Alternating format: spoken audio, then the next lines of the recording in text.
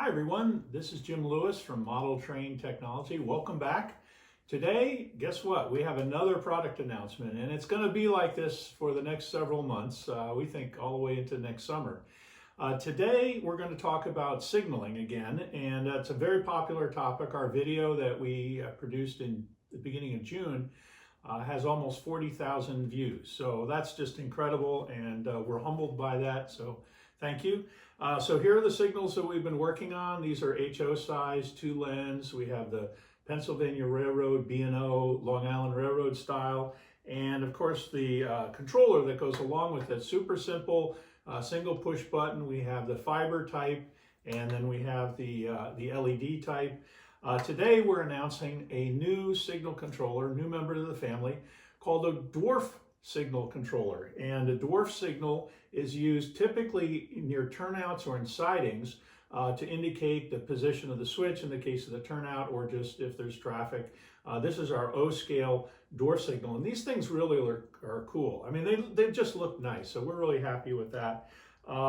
The N-scale signal is pretty tiny, but it looks great too. They're all identical. They're just in different scales. Here's the HO one. And so you can't have a signal controller without the signal. So there you go. And these would mount next to the turnout. We're only doing these signals in fiber. We have been excited, and really the fiber products that we've been putting out, they just look better in our opinion. And of course, they're really easy to connect. So you just plug them in with the pins into the controller, and there's no soldering, no mess. The other thing is that the fiber points straight out, and so we're able to make a lens on the end of that, and I'll show you a cool application of that lens later in the explanation video. But anyway, it looks straight down the track, and we think that looks great.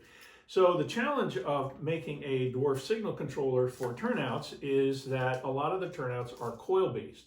And so here's the Kato track with the switch, and this is a momentary switch. There's nothing on this turnout that indicates or maintains the state of whether it's thrown or closed, other than the physical location of this switch. And likewise with Atlas and others. So we had to come up with a way to track when you push the button, is this thrown or closed, so that we can send that signal to the signal controller.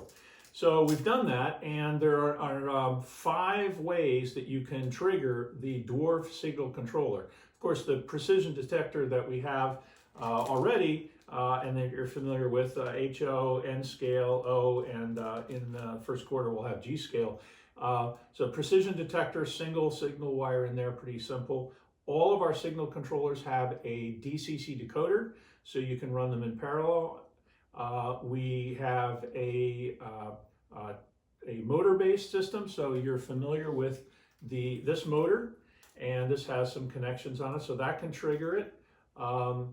And so you can also have a mechanical toggle switch, and like I said, the coil. So lots of different things. Each signal controller has 2 distinct circuits, red and green, and 2 circuit triggers on the back. So anyway, without further ado, let's get into the demonstration. I think you're going to really like it. Thanks for watching. Okay, here we have the Dwarf Signal Controller. You'll notice we have our magnetic bracket. We just double stick taped it to the bench. And don't forget to order that when you order the signal controller. It's an option if you really need to keep costs down, but it's a great way. The magnets are strong enough, it'll keep it controlled underneath the layout. It'll hold it up. So these are signal wires. We're going to use them later. Here's the coil detector. So right now I have my dwarfs lined up here. We have the 2 N-scale dwarfs, and so what you would do is put a signal on either side of the turnout so that you know which direction is clear. And we're going to plug in, give an equal billing. I have an NCE power cab. I've been typically using Digitrax, but today we're going to use NCE, just as easy. And this wire is just right from the cab. This is a DCC wire, and I'm just going to plug it in, and we get power. and we also have the signal lights on. So it's in one of the positions. One's going to be red, the other one's green. So what we have here are 4 fibers in this one pin. 2 in each pin. So these are 2 core fiber pins. This is 0.5 millimeter fiber. And so I have a red and a green and a red and a green, and I've alternated them. And I just simply put them into the signal controller and you get light. So that's really simple. So I'm going to go to my NC system. I'm going to select accessory. I'm going to enter 3. And I don't remember which position is 1 or 2. And so it didn't do anything that time. So let's go and do 2. And you can see it switch. So just, you don't hear a click of the switch because I don't have that hooked up. But if this is address 3 and your turnout is address 3, they will work in sync. So select accessory, enter, and press 1, and it'll switch back. And you don't have to connect up these. That's all there is to it. It's super simple, and it just parallels your DCC system. As I mentioned, there are 2 circuits in the Dwarf controller. So this is can be address 3, and this could be address 4, or this could be address 23 and 24, however you set up the switches. So if you have double turnout, you can use this on to get 4 of the signals all working off the same device, or you can, and so that's really the best way to do it. The Dwarf Signal Controller package, and that's the way we sell it with fiber, comes with the controller, the pins, and 2 Dwarf signals. So that's all one kit. So you just hook it up and you're ready to go. There's nothing to add. The fiber that we provide you is 3 feet long. That's plenty long enough, and you know, that should do it. So that's the DCC hookup. As I mentioned before, you can use the precision detector. It comes with 3 wires coming out, already wired, 2 wires for power. So we have our power module. This is 12 volts, and we're going to show you how we use that with the coil. In that case, we would disconnect the DCC line. We would connect up the power source from our power module, and then connect the signal wire to our detector. So that one's really simple. That's the same as the other detectors using the other signal controllers using the precision detector. And there's a whole video on how to do that. So I'm not going to go into that anymore today. So that's really the easiest one. We'll put DCC off onto the side now, and we'll talk about the toggle switch. So on all the signal controllers, there's one ground wire here, and so if you connect the ground wire to the circuit, on, off, on, off. So all you need is a simple single throw, single pole switch, or one part of a double throw switch, and on and off will give you the same alignment as your turnout. So that one's super simple as well. So just connect it, disconnect it, connect it, and likewise for the other signal, we have a separate signal here, and we're just not using that right now. Okay, so there we go. Okay, so that's using it that way. Now what I'd like to show you, which is really exciting, is so that here, when you use a snap switch, so they call them, you don't have the ability to, the switch, which is over here, just goes back and forth, and you don't have any circuit on the switch to figure out whether it's thrown or closed. It just operates off the coil, and that's the end of it. So what we did is we're going to take the 2 coil switch wires, the output, run them into our coil detector. We'll give that power, and just plug in the same, just in parallel with our DCC, with our power module. So if you're running AC or DC, it doesn't matter. This happens to be 12 volt DC, but if you had 15 volts or even 18 volts AC, that'd be fine, because the circuit's designed for that. So all right, so now we've got power to our coil. This coil sensor can only be purchased when you purchase the Dwarf Signal Controller. So these come together. We bundle this at a very, very low price. It's just trying to get our costs recovered, because really it's to make the signal controller operate. We have one signal wire coming out of here, and now you also see that the dwarfs are lit. And so now you can see that we record the pulse going to the coil. You can see the red and green going back and forth. We remember that on the coil detector and feed that as a sensor into the signal controller for the dwarf controller. So now anybody that has this kind of switch or any kind of coil-based turnout can hook it up to the signals. You can put the dwarfs on, hooking up by fiber. I mean, it's just so easy, so it's great. So if you're one of the lucky few that have the Kato system, the turnouts are great, and there are different ways to power them. These use swapped voltage, and so whereas there's a center pole on the Atlas, this happens to be a lifelike switch. In this case, the voltage is switched, still works with the coil detector and the switch. This thing is really kind of funky inside. It has some mechanical switch that changes the ground wire basically from positive to negative and back. So it forces this only momentary pulse, but the coil sensor will work with this kind of switch too, and with this one. So either way, we've got you covered, and that's how that works, all right? So what I also want to show you is, since I mentioned we have two circuits in here. So let's say you have two switches wired together at the entrance of a siding, so which is very common, one end and the other end. So what I'm going to do is take this loose signal wire. I have the wire coming here. I'm just going to connect it to the other half of the circuit.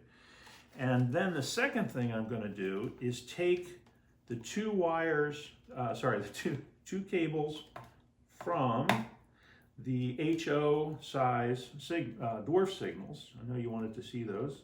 Let's get these out of here. And let's put these right in here. There's one, and there is the other one. And I'm just going to flip this up so I can see. Yep, we've got everything lit there. Let me move it over. It's a little bit close, but there we go. And so now you have synchronization at both ends of the siding, if you want, or if you have a double switch, however you want to set that up. So that's pretty good, very easy to control, and that's it. But we're not finished. So one of the things that we really like about being able to add different numbers of cables in here is the request has actually come in quite a lot about a panel lighting system. Now, we have invented a panel controller that works off of the two-color LED and the block, this precision detector. But what I'm going to show you today is something that I think is going to really take off, which is we're going to sell the fiber with the lens on it, so that you can put it into your panel, and this could be 25 feet away. You run this, now we have the two dwarfs connected. We have the two sides of the circuit here connected, and what you see over here is a panel indicator. I just drilled a hole through, put our lens through, and when I change this turnout now, the light here through the fiber is in parallel with the dwarfs. So, and you can actually have two panel lights, because we're just using one fiber right now into here, but you can use the 2-core pins and have this duplicated. And one of the things that I've seen at the train shows that I think is pretty cool is that people put an LED onto, right through the track, so they can tell from a distance which way the turnout is switched. So, running around maybe in darkened conditions. So you could have a fiber, take the fiber, drill a hole here, put the fiber in there as well, and have an indicator in the track, simultaneous with driving the dwarfs, simultaneous with having the panel indicator lights. So that's really just cool. And there's no soldering. Like I just did all of this right in front of you, switching systems and connecting it up. So just really, really simple, and that's what we're all about, making it fun, making a lot of lighting and putting that together.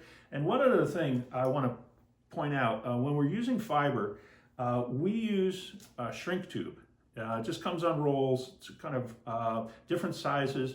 But what I use is the shrink tube for two things. First of all, cable management, because I can super glue this onto the board inside. In fact, for the crossing in a box, we use a short piece of shrink tube in the box to manage the wires in there. There's no fiber, but the regular wires.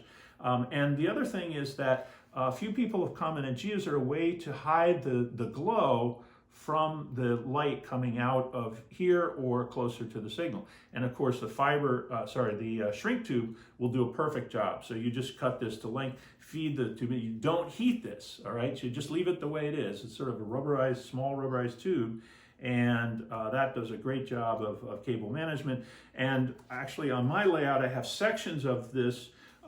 So, you know, going around corners, for example, I'll manage it that way. Then I'll have a section where it's not exposed, so I can tell what's going on, and then I'll connect up another piece. So you can cut up the pieces, feed them on, however you like to do it that way. So, I hope that is a good explanation. Intermixed with this video, you saw some slides. That's a new technique that we put in there to show you how this is wired up. And if you have any questions, feel free to reach us at support@modeltraintechnology.com. Our phone number is 407-242-5436. And you can just Google us in one word, no spaces, modeltrainman. That's the fastest, easiest way to get to us. modeltrainman will bring up Model Train Technology, the company, and bring you to our site. Hope you enjoyed that, and look forward to talking to you next month, where we're going to keep the cadence going. We're going to introduce some new products almost every month, and we've got new ideas and new products all the way through the middle of next year. So thanks for your business, and we'll talk to you soon. More information about the just announced Dwarf Signal Controller from Model Train Technology. Here's a list of the 5 ways you can trigger the signal controller. Each of them has a different purpose and a different kind of connection, but they're all fairly simple and straightforward. The first one is to use our precision detector. You don't have to use the Dwarf controller at turnouts.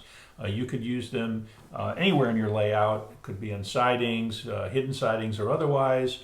And there's a lot of video and instruction on how to do that on our website. You can also run, all of our signal controllers run with DCC. They act as an accessory decoder. You can set their address to any number between 1 and 2044. That's the DCC range for accessory decoders. And when you hit your switch, let's say your turnout, whether it's Digitrax or Bachmann or however you're controlling your turnouts with DCC, let's say you set the address to 23. If you also set the signal controller address to 23, they'll work in parallel. The third method is a mechanical toggle switch. A lot of folks have that, where they flip either a momentary center sprung type of switch, or for motorized switches, a left and a right. And if you use one side of that switch, you can use that as a trigger for the signal controller. Motor-driven switches like the Tortoise have a built-in switch, so when the motor moves, it slides some contacts. It's a double pole, double throw switch, and you can use 2 contacts. We'll show you a picture of that in just a minute to trigger the signal controller.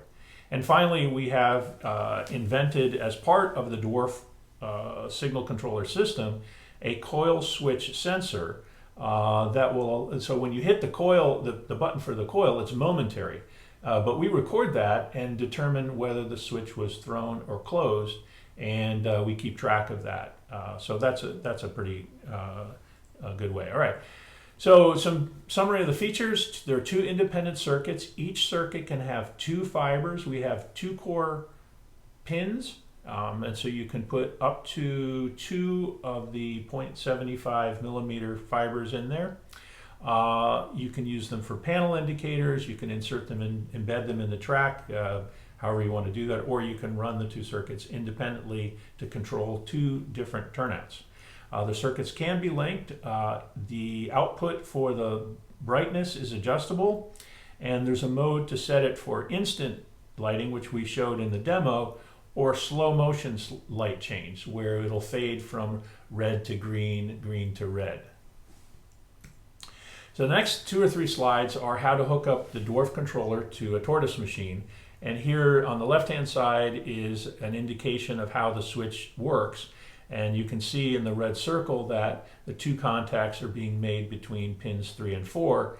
And you put the common, the switching part 4, to the ground, which is the top pin based on the orientation of this picture. And then you put the signal wire to pin 3.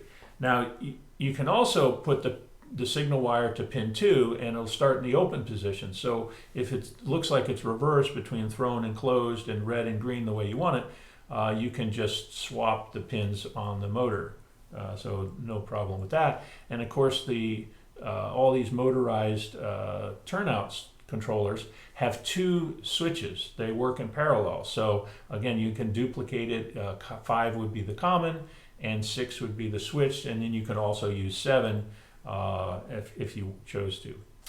All right, here's a summary of how the coil type is connected, and you can see that we have the ModelTrain technology coil sensor. So its signaling is powered by the same power that you run to your Atlas switch or your lifelike switch, the push button switch, and the signal controller can also be powered by that same power. So really, it's pretty simple wiring there. And the only real change you make is instead of this wiring going straight from the turnout machine to the mechanical switch, which is at the black bottom here, you keep the black common where it is, and you just run the 2 coil wires into the ModelTrain technology coil sensor and run them back out to the switch.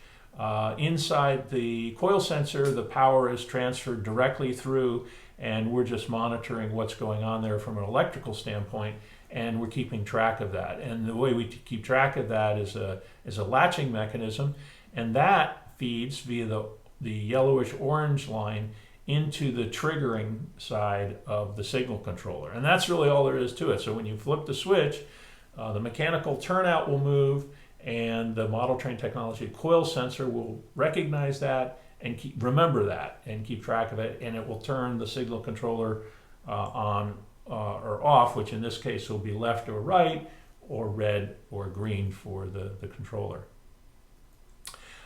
If you have DCC, it's even simpler. You've already connected your DCC system to a DCC turnout controller, whether that's Digitrax, Atlas, Bachmann, and ESU, whatever, and you just keep that intact. You don't touch any of that. And all you do is you plug the signal controller into DCC and give it the same switch address as you have for the turnout, and then they'll just work in parallel. So that's a brief summary of the connecting up of the Dwarf Signal Controller. If you have any questions, contact us at modeltraintechnology.com. That's support at modeltraintechnology.com. Thank you.